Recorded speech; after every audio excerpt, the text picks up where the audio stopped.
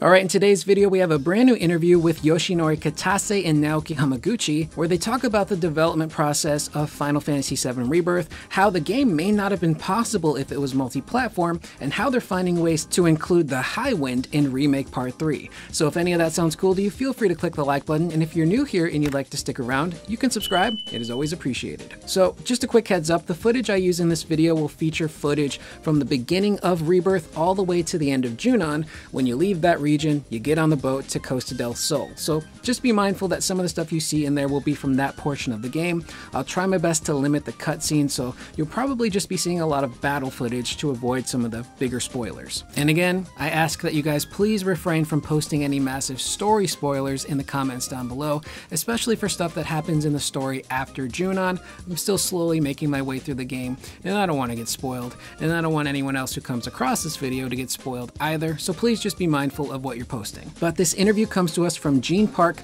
of the Washington Post, where he got to sit down with Kitase-san and Hamaguchi-san to talk about the development process of Rebirth. And starting off first, they talk about the game being exclusive to PlayStation 5 and how if it was multi-platform, it may not have been possible. Kitase goes on to say, "This would not have been possible if Rebirth was planned as a multi-platform project. Its development exclusively for the PlayStation 5 made it easier for the team to focus on building a world with diverse geography, indoor and outdoor areas populated with activities, characters friendly and hostile, all seamlessly represented with no loading screen interruptions. Developing games for multiple platforms, by contrast, usually creates more work that focuses on porting rather than iterating on a game's design. Had it not been on a single platform, the world map would not be seamless, and game design might have to regress significantly." Which is true. Now, that's kind of the unfortunate truth about games being exclusive. It does kind of suck for consumers because if you don't have that specific console or platform, you're going to miss out on that game, which is unfortunate.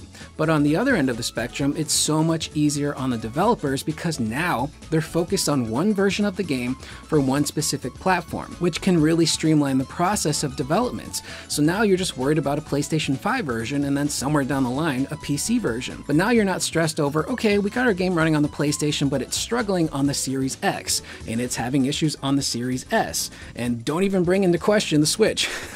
The Switch is so underpowered that you would have to make significant cuts to your game in order to get it working on the Switch. That's how weak it is. So thankfully they were able to focus on just the one console and just really jam-pack as much as they possibly could into this world. And it's incredibly impressive. Every single region I've been to so far feels populated. There's tons of stuff to do. There's tons of people and enemies. The towns feel lively and lived in. The amount of side quests that you can do and summon sanctuaries to come across. The world intel is just insane. There's never not something to do within the world of Rebirth. You're always going to be doing something, and most of it is really damn fun. And the article does go on to talk about Final Fantasy 15 and how that open world was unfortunately pretty barren, and some of that might have had to do with the fact that it was multi-platform on the PlayStation 4 and on the Xbox One. And that world, while it was cool to explore, didn't really have a lot in it. There were some diners here and there and gas stations and like a handful of towns, I think like one or two really, but there wasn't really much going for it. You did have some dungeons which were cool, but some of those dungeons were kind of copy and paste to a degree, and there weren't really that many activities that you could really explore, although exploring the world again was a lot of fun because of those characters. And this is a sentiment that we've also heard Yoshi P echo when they were developing Final Fantasy 16, and how it was just so much easier to focus on the PlayStation 5 with the SSD and not have to worry about other consoles. And it even went so far as him to say that he kind of wanted a one console future, which he kind of said in jest to a degree, but that kind of blew up on the internet unfortunately. But having just the one console makes things so much easier. Now, one of the things we've talked about in previous videos was the retention of their employees. How many people from Remake still went on to do Rebirth? And according to Kitase, about 80% of the Remake team stayed on board to develop Rebirth, which makes development even more streamlined because everyone has their roles now. Everyone knows what they need to do, what they need to create. If a problem pops up, they know who to go to fix it, which helps out so much, and it'll be interesting to see how many people from Rebirth stay on board for Part 3. Kitase goes on to say, "By carrying over the bonds we created with teammates from the first installment, we could avoid any time-wasting detours that would come with assembling a totally new team." Kitase then goes on to credit Naoki Hamaguchi for a lot of the smooth process of this development. Kitase would go on to say, "Hamaguchi would set goals early on and made sure they were shared and understood by the entire team. Further, these goals would be broken down to midterm goals that we needed to achieve every 3 months, and we would host a webinar for a show and tell where the teams would update one another and we could all stay on top of everything. And again, the more I learn about Hamaguchi, the more I love this guy.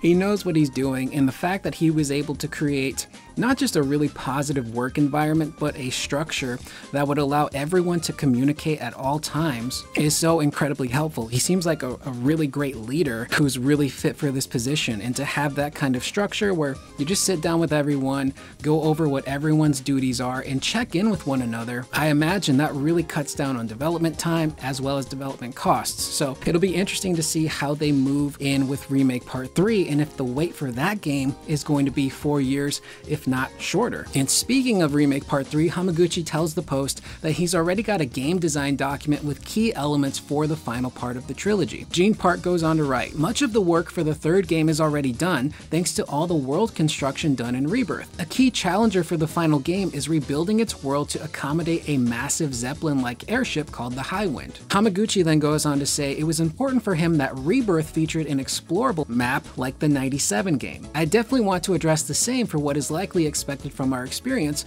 with the Highwind to explore the world." And at first I thought to myself, how on earth do you actually implement the Highwind?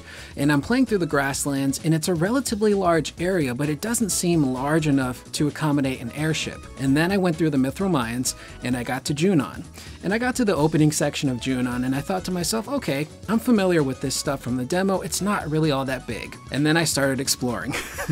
And holy hell, Junon is massive. I think it might be like 2 grasslands big. This area is gigantic, and it's one of those areas where you start on the ground level, and then you go a little bit higher, and a little bit higher, you climb one mountain, you climb another mountain, and the next thing you know, you're on top of these 2 mountaintops with a drawbridge just overlooking all of Junon. This place is massive. And when I explored Junon fully, I said to myself, oh, there's not going to be any issues incorporating the Highwind, because with an airship, you need a large enough world to justify the use of an airship. And with considering how large Junon is, the grasslands are, I haven't made it to the other regions yet, but I'm assuming those are going to be relatively large as well. I don't think they're going to have any issues implementing the traversal aspect of the Highwind. Now, how the Highwind actually operates and how you get in and out of the thing and what kind of features it's going to have, that's a completely different headache. But I'm sure Hamaguchi and the team are going to have 0 issues figuring that out. He's a very detail-oriented guy, and he's probably already got tons of notes on how they can implement that ship into the world of Rebirth. And the world, like I said, is large enough to accommodate the Highwind. It's just figuring out the overall mechanics of how that ship is going to operate and work in that world. Now, up next, they do talk very briefly about console exclusivity with PlayStation, and I know there was a bit of an error here by Gene Park where he said that the entire trilogy would be an exclusive, but he went on Twitter and later clarified his statements by saying that Remake and Rebirth are currently console exclusives, but there's no word on the exclusivity deal going on with Remake Part 3. And lastly, Hamaguchi talks about how they're already taking player feedback from Rebirth into account for Remake Part 3. And one of the things they actually bring up was the Cait Sith scene from Remake, where the plate is falling and you see Cait Sith just kind of come out of nowhere and react to the plate falling, dropping to his knees and slamming his fist on the ground, and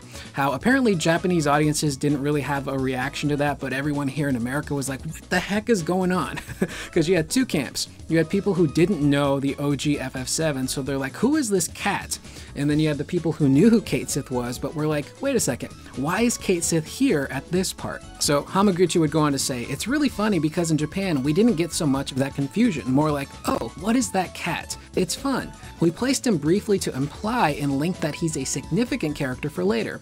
I didn't quite predict the first time players would wonder who the heck that cat is. So all in all, it genuinely seems like the Remake trilogy, this entire project is in really good hands. They've got good people working on it. The more I learn again about Hamaguchi and how detailed oriented he is, he just seems like the right fit to lead Square Enix into the future. And what's really interesting too is that there was an interview on the Square Enix YouTube channel with Hamaguchi that was done recently, and they asked him what's his favorite game, and his favorite game is actually Final Fantasy VI. And I'm thinking to myself, if Square Enix decides to tackle Final Fantasy VI one day and do a proper remake of that, Naoki Hamaguchi is the perfect man to lead that project. Because I'm thinking to myself, if 6 is his favorite game, and he still loves 7, but it's not quite his favorite. Look at the amount of love and effort and attention to detail that he and his team have put into the 7 Remake project. Now imagine him doing that for his favorite game of all time. That could be something incredibly special. With that being said, I am Curious Corduroy. That is the video. Let me know in the comments down below what you guys think so far about Rebirth, and what are your thoughts on Hamaguchi. I will see you guys in the next video. Please remember to always be excellent to one another.